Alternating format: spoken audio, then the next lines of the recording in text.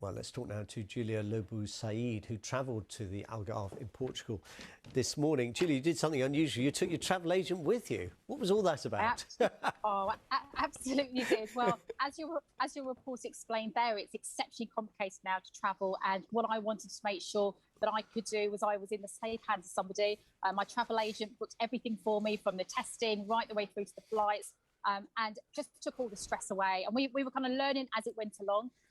But the whole point of that is really so we can showcase and learn from experience and be able to help our members, the other travel agents in my group, to really confidently support their travellers when they start travelling again. I mean, how different is the experience, would you say? What can you talk us through some of the things that during the course of your journey this morning and this afternoon made you think, actually, no, this is genuinely different from what people will have been used to? Yeah. I have to be honest. I mean, for me, as I arrived into Luton Airport, what felt very different was it was very quiet than normal. It's not what we're normally used to seeing. I've not stepped foot on a plane for 14 months, so it was almost like a whole new experience. We had to wear masks, but we're also used to wearing masks now, so that really did not feel unusual. We sailed through the airport. Security was a bit busy, so that was a little disappointing, I have to say, but we got through that. And actually, when you go through, some of the shops are open. A lot of the eateries are closed. There was somewhere where we could get a cup of coffee. And actually, from there, you're on the plane seamlessly. They do double check that you have a negative PCR test before you board. So the airline double check that. We sat on a plane, which was probably about 50% full.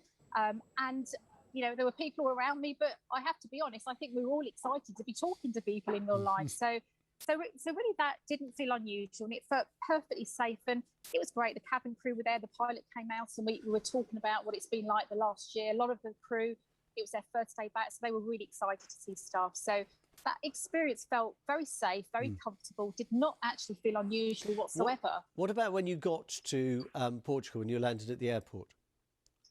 Well, the absolute best feeling was when those doors opened and we stood outside. And I mean, I do hate to say this, but it's 26 degrees here today. And it's a beautiful sunset. But it was incredibly warm. When we went through to board to passport control, and we've heard all the horror stories, but I actually stepped through passport control in probably no more than 90 seconds. Very seamless. The gates were all open in Faro. Lots of staff there to help and guide all the travellers coming through. And actually, as we came through the terminal, we had the Algarve tourist office there. We had lots of cameras and, a real warm feeling as we went through the terminal building. I suppose one of the big tests will be when you go back to Luton on Wednesday is what the queues are like getting back into the UK. And I guess since it's only 2 days, they might not be so bad, because presumably a lot of people, unlike you, because you're going for professional reasons, will be staying a lot longer.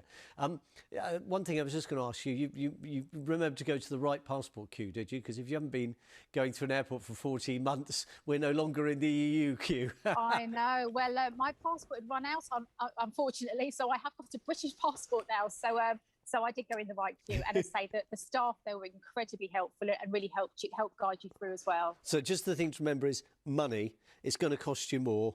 And make sure you've got that paperwork filled out. Very important. There's a lot of paperwork you need to make sure you have, both for the way out that Portuguese authorities require, but also on the way back that we require from the UK government. If you're going for a short stay, you have to really plan quite meticulously when you're going to do your PCR for the way back. I've already done that tonight. I'm flying back on Wednesday. And that's why my travel agent has been so keen on all of this, because there is quite a lot that you need to work through and navigate through. But once you're here, it's so worth it. So we've been out this evening. We're in Carbuero. We're going to Val de Lobo tomorrow. And actually, it feels very normal. It genuinely does. It feels very safe. The only unnormal thing is that the weather is beautiful and the sea is in the background. And that's just wonderful, a wonderful feeling.